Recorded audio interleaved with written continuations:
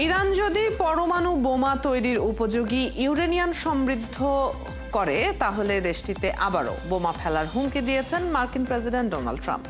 তার এই হুমকির পরই ইরানের রাজধানী তেহরানে বিস্ফোরণের শব্দ শোনা গেছে।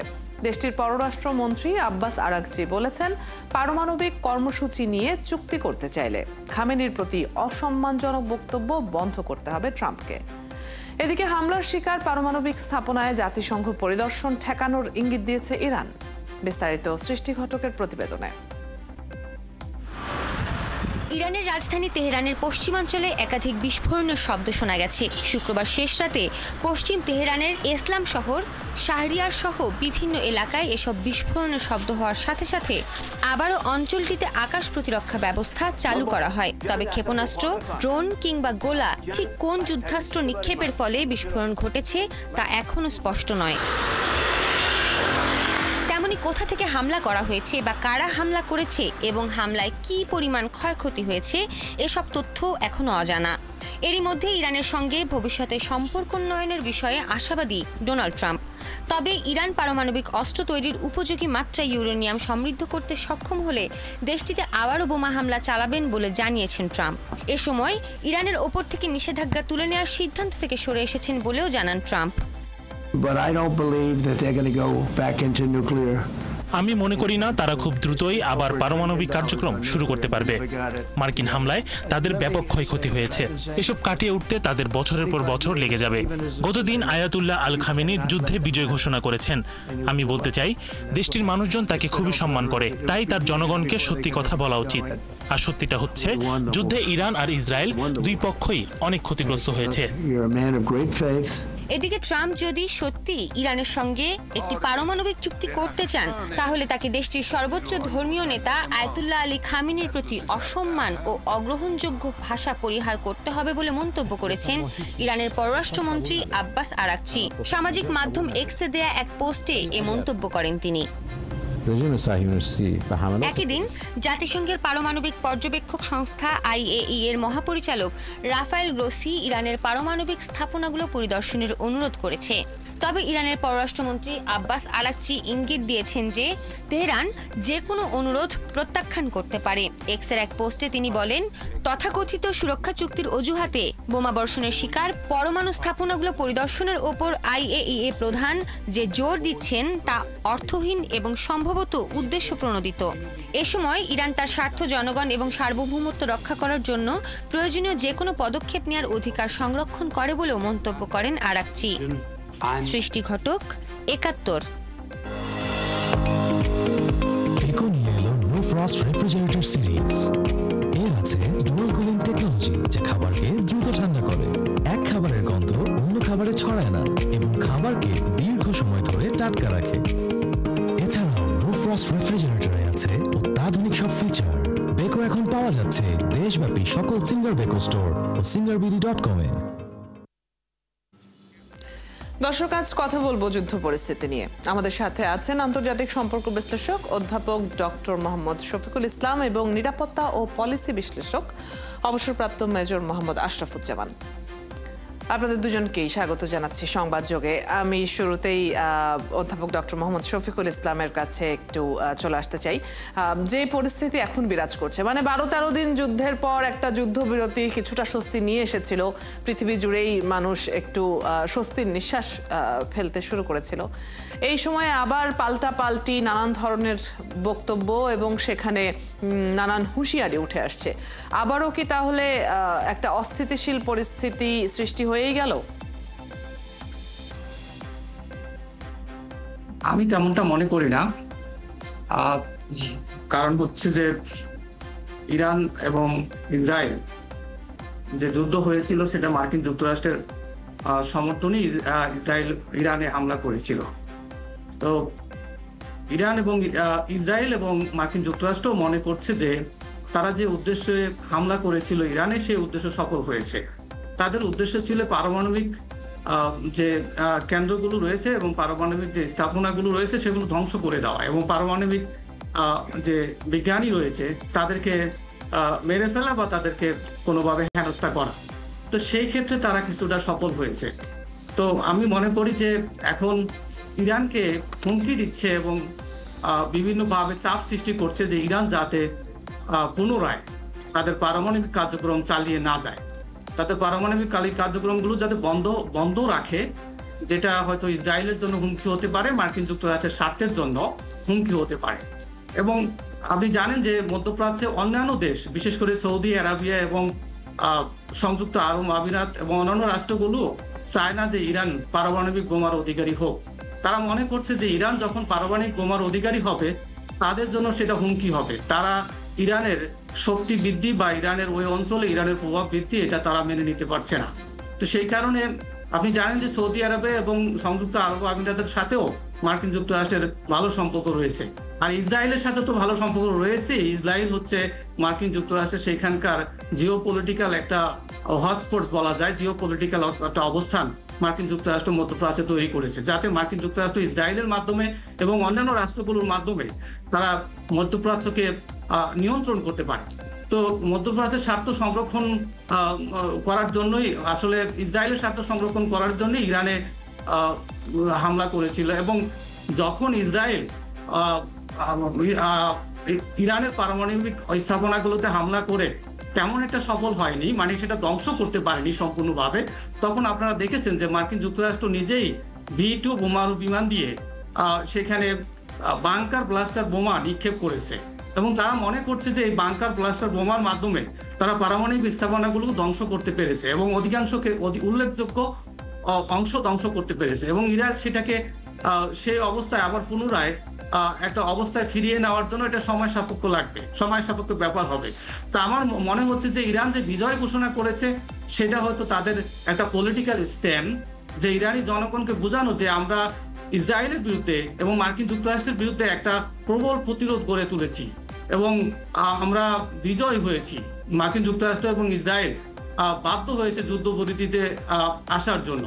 তো সেটা হচ্ছে তাদের একটা পলিটিক্যাল স্ট্যান্ড। কিন্তু আমরা দেখি যে ইসরায়েলের তুলনায় ইরানই বেশি ক্ষতিগ্রস্ত হয়েছে এবং ইরানে বেশি সংখ্যক মানুষ মারা গেছে এবং হত্যাকাণ্ডের শিকার হয়েছে এবং ইরানের বেশি সংখ্যক স্থাপনা ধ্বংস হয়েছে। তো তারপরও তারা একটা শক্তিশালী প্রতিরোধ গড়ে তুলেছিল এবং শক্তিশালী ভাবে তারা ক্ষেপণাস্ত্র নিক্ষেপ করেছিল ইসরায়েল। তো এইটা হচ্ছে ইরানের সাফল্য, বিজয় আমি বলবো না, এটা হচ্ছে ইরানের সাফল্য। ধন্যবাদ আপনাকে। জি, চলে যাচ্ছে এবারে অবসরপ্রাপ্ত মেজর মোহাম্মদ আশরাফুজ্জামানের কাছে। আমরা অনেক বিশ্লেষকের মুখ থেকে এরকম শুনেছিলাম যে যুক্তরাষ্ট্র সরাসরি যুক্ত হয়তো হবে না, একদম পুরোপুরি ইনভলভ হয়ে যাওয়ার বিষয়টা হয়তো সেভাবে হবে না। কিন্তু এই মুহূর্তে প্রেসিডেন্ট ডোনাল্ড ট্রাম্পের যে হুঁশিয়ারি, যেটাকে আসলে হুমকি বলা যেতে পারে, সেটিকে কিভাবে দেখছেন আপনি? আসসালামু আলাইকুম, ধন্যবাদ আমাকে যুক্ত করার জন্য। আপনাদের সবাইকে ধন্যবাদ, সহ আলোচককে ধন্যবাদ। এখানে একটা জিনিস বুঝতে হবে যে ইসরায়েল একা কিছু করে না, সবকিছুই আমেরিকার সাথে সমন্বয় করে কাজ করে, এটা একটা দিক।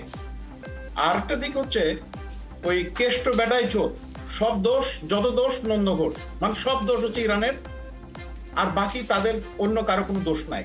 এইটা হচ্ছে পশ্চিমা আমেরিকা, ইসরায়েল তথা পশ্চিমের দেশগুলো তারা এইভাবেই পরিস্থিতিটাকে মূল্যায়ন করে। এখন আপনাকে একটু যদি খেয়াল করেন যে আমেরিকা কেন জড়িত হল, ইসরায়েল যদি নিজেই সবকিছু করতে পারত তাহলে আমেরিকার সরাসরি জড়িত হওয়ার প্রশ্ন উঠতো না। তার মানে এখানে একটা কিন্তু আছে এবং একটা গ্যাপ আছে, এবং সেই গ্যাপটাই হচ্ছে যে ইতিপূর্বে ইসরায়েল যেভাবে অন্যান্য আরব দেশগুলোর সাথে সংঘর্ষে সফল হয়েছিল, ইরানের সাথে ঠিক এইভাবে সফল হতে পারেনি। আরেকটা কথা যে দেখেন, ইসরায়েল কিন্তু আক্রমণকারী, কিন্তু আপনি যদি পশ্চিমা গণমাধ্যম বিশ্লেষণ করেন তাহলে দেখবেন যে এই ইরানের আক্রমণ করলো তারা, আক্রান্ত হলো ইরান, ভিকটিম হচ্ছে ইরান, কিন্তু তাদের বয়ান অন্যরকম। ভাবটা এমন যেন ইরানের কারণেই ইসরায়েল এই অবস্থায় পৌঁছে গেছে। তো এই তথ্যগুলো একটু মাথায় রেখে বিশ্লেষণ করলে আমাদের জন্য ভালো হবে। আরেকটা জিনিস হচ্ছে যে আপনি ইরান এবং ইসরায়েলের সবচেয়ে বড় কয়েকটা পার্থক্য আছে মোটা দাগে। সেটা হচ্ছে ইরানের আয়তন আপনার ৭৪.৪ গুণ বেশি ইসরায়েলের চাইতে, এবং দুইটা দেশ যখন যুদ্ধ করে তখন আপনার সমরাস্ত্র, সমশক্তি, অর্থনৈতিক শক্তির পাশাপাশি আরো দুটো ফ্যাক্টর খুব গুরুত্বপূর্ণ। সেটা হচ্ছে দেশের আয়তন, দুইটা দেশের আয়তন এবং জনশক্তি। তো ইসরায়েলের হচ্ছে এই ৯০ লাখের উপরে জনশক্তি, তার ভিতরে ২০ লাখ হচ্ছে আপনার এই আরব বংশোদ্ভূত। এখানে একটু আপনাদেরকে পিছনে নিয়ে যাচ্ছি যে যখন দ্বিতীয় বিশ্বযুদ্ধের সময় জাপান চীনকে আক্রমণ করে, তখন এই যুদ্ধটা দীর্ঘস্থায়ী হওয়ার ফলে এবং জনবলের ঘাটতির কারণে জাপান কিন্তু ওখানে সফল হতে পারেনি। ঠিক একইভাবে এই যে যুদ্ধটা ইসরায়েল এই পর্যন্ত যতগুলো যুদ্ধ করেছে সেগুলো হচ্ছে শর্ট লিভ, মানে অল্প সময়ের যুদ্ধ, অল্প সময়ের মধ্যে কাটাকাটি মারামারি করে মারণাস্ত্র ব্যবহার করে তার প্রতিপক্ষকে ঘায়েল করেছে।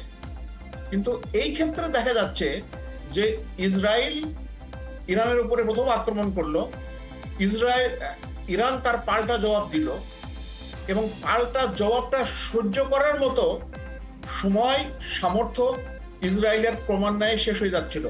যেমন এখানে অতি গুরুত্বপূর্ণ কথা বলা দরকার, আপনারা বেশিরভাগই শুনেছেন যে আয়রন ডোম বিমান প্রতিরক্ষা ব্যবস্থা।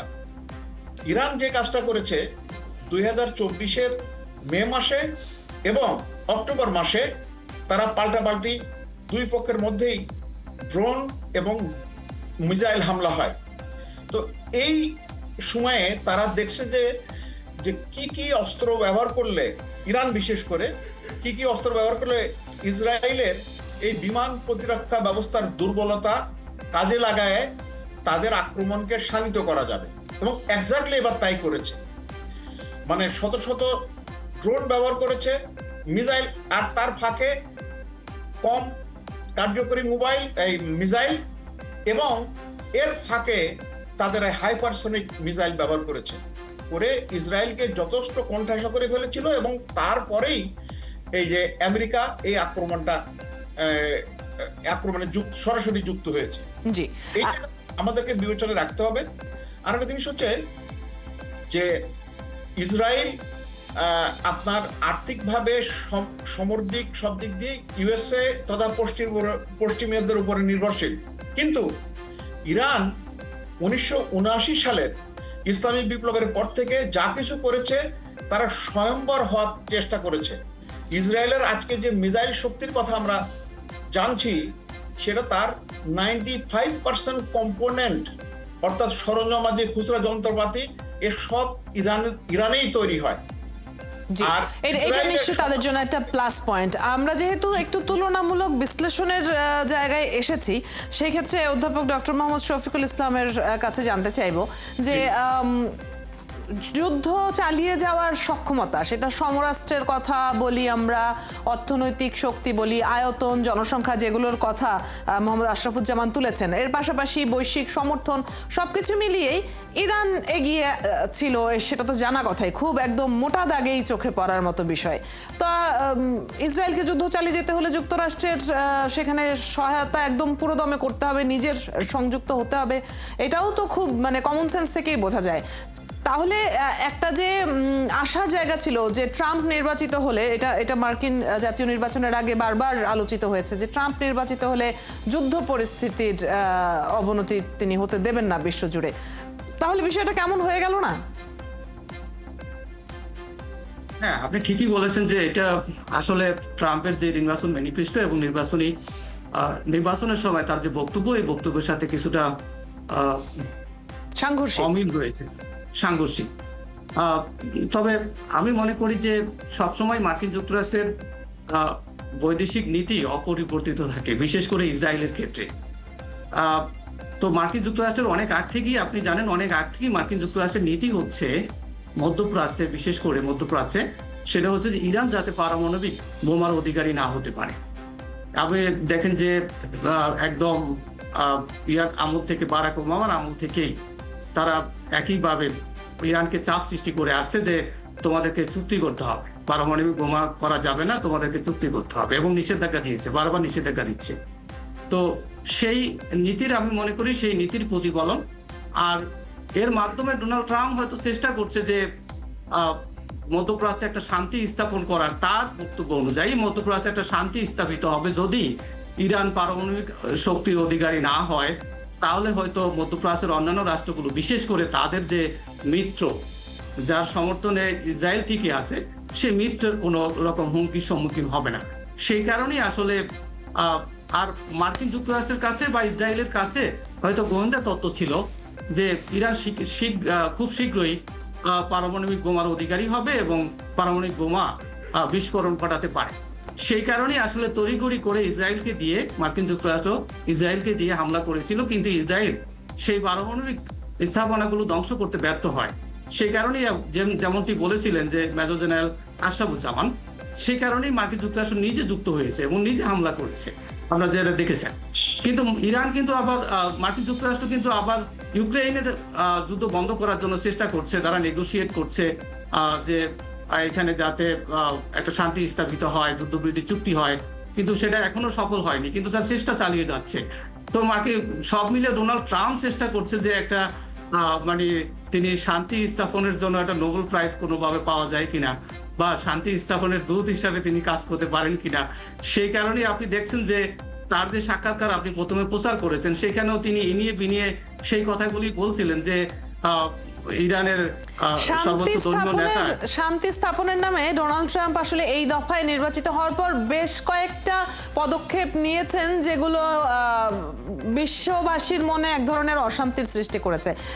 একদম শেষ প্রশ্নটি নিয়ে আমি যদি মোহাম্মদ আশরাফুজ্জামানের কাছে আসি, যে ডোনাল্ড ট্রাম্পের একটা নীতি খুব আলোচিত হচ্ছে বিশ্বব্যাপী, আর সেটা হচ্ছে এই যে জন্মসূত্রে আমেরিকান হওয়ার যে একটা বিষয় ছিল এর আগে, সেটি পরিবর্তন আনতে চান তিনি, এবং অভিবাসীদের ক্ষেত্রে তিনি খুবই শক্ত অবস্থানে থেকে নানান ধরনের পলিসিতে পরিবর্তন আনতে আগ্রহী। এতে আসলে আমাদের ওপর, বাংলাদেশের ওপর কি ধরনের প্রভাব পড়তে যাচ্ছে বলে আপাতত দৃষ্টিতে মনে হচ্ছে? আপনাকে অনেক ধন্যবাদ। এটা আমাদের অনেকেই ক্ষতিগ্রস্ত হয়েছে, হবে। তো ডোনাল্ড ট্রাম্পের এই পর্যায়ে আসার পিছনে একটা বড় কারণ হচ্ছে যে আমেরিকায় প্রচুর বৈধ অবৈধ লোক ঢুকে গেছে, এবং যেটা রিপাবলিকানদের যে ভোটার বেস সেটাকে বেশ ক্ষতিগ্রস্ত করে। সম্ভবত এবারের ডোনাল্ড ট্রাম্পের বিজয়ী হওয়ার ক্ষেত্রে একটা বড় ভূমিকা পালন করেছে এই যে ইসরায়েলের সাথে গাজার যে যুদ্ধটা। কারণ মুসলিম ভোটাররা বাইডেন প্রশাসনের প্রতি খুবই বীতশ্রদ্ধ ছিল, এবং কমলা হ্যারিস যিনি দাঁড়িয়েছিলেন ডোনাল্ড ট্রাম্পের বিরুদ্ধে, তাকে ওটা বর্জন করেছে। সো এইটা বাদ দিয়ে ওই ইউএস এর ভোটারদের যে ওই যে হোয়াইট সুপ্রিমেসিস্ট, অর্থাৎ এটা অনেকটা বর্ণবাদের মতো, তাদেরকে আগায় নিয়ে এসে, এবং আপনার যারা ইমিগ্রেন্টদের প্রতি ডেমোক্রেটিক প্রশাসন সবসময় কিছুটা ফ্রেন্ডলি ভাব থাকে, তারা কিছুটা তাদেরকে সাহায্য করার চেষ্টা করে, এবং অনেকে এই ভোটের আগেই অনেকের নাগরিকত্ব দিয়েছে, তারা ভোটারও বানিয়েছে। সো ডোনাল্ড ট্রাম্প একটা হচ্ছে তার ভোটার বেসটাকে তার নিজের জন্য, আর তো উনি তো আর পরে নির্বাচন করতে পারবেন না আমেরিকান কনস্টিটিউশন অনুযায়ী, যদি এটা পরিবর্তিত না হয়। তো আগামীতে রিপাবলিকানদের যেন সুবিধা হয়, সেই জন্য উনি এই ব্যাপারটা এটা করছেন। আচ্ছা, এখন এই যে জন্মসূত্রে নাগরিক হওয়ার ব্যাপারটা, এটা আমেরিকার একটা তাদের ফিলোসফি, ওই যে ফ্রি ওয়ার্ল্ডের নেতা আমেরিকা, এইভাবে প্রচার এবং তার বাস্তবায়ন, এইটাকে সমর্থন করার জন্যই আমেরিকাতে যে জন্মগ্রহণ করে শুধু মানে আপনার ইয়েতে না, জমিনে না, যদি আকাশপথের আমেরিকার আকাশ সীমানে যদি কেউ জন্মগ্রহণ করে তাহলে উনি জন্মসূত্রে নাগরিক হন। তো এরকম আমাদের অনেকেরই, বিশেষ করে আমাদের জনগোষ্ঠীর, বাংলাদেশের অনেক বাংলাভাষী ওখানে আছে। একটা প্রভাব ইতিমধ্যেই পড়েছে আপনি যেটি বলছিলেন, এবং নেতিবাচক প্রভাবই দেখা যাচ্ছে মূলত। আপনাদের দুজনকেই ধন্যবাদ আমাদের সাথে আজকে যুক্ত হবার জন্য, আমাদের সাথে আলোচনায় অংশগ্রহণ করবার জন্য। দর্শক, আমাদের সাথে আজ আন্তর্জাতিক সম্পর্ক বিশ্লেষক অধ্যাপক ডক্টর মোহাম্মদ শফিকুল ইসলাম এবং নিরাপত্তা ও পলিসি বিশ্লেষক অবসরপ্রাপ্ত মেজর মোহাম্মদ আশরাফুজ্জামান যুক্ত ছিলেন। যুদ্ধ পরিস্থিতি নিয়ে কথা হচ্ছিল তাদের সাথে। এই ছিল আজকের সংবাদযোগে। আগামীকাল ঠিক রাত 10টায় আবারও দেখা হবে নতুন কোনো বিষয় ও তার বিশ্লেষণ নিয়ে। ৭১-এর সাথেই থাকুন।